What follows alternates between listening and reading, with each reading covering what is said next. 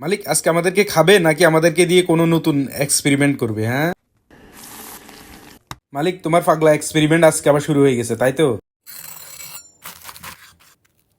মালিক, তুমি আমাদেরকে ফ্রাই করলে, এরপর কেটে নিলে, এরপর মাঝখান দিয়ে এমন ভাবে ফাটতেছো, দেখে মনে হচ্ছে তোমার স্বভাব চরিত্র ভালো না। এই জন্য তো তোমার বউ থাকে না। হাই বন্ধুরা, আমি হচ্ছে যে আন্ডা, আমাকে খেলে তোমাদের মাথা হয়ে যাবে ঠান্ডা। ওর পাগলা এক্সপেরিমেন্ট আমাকে ছাড়া তো হয় না।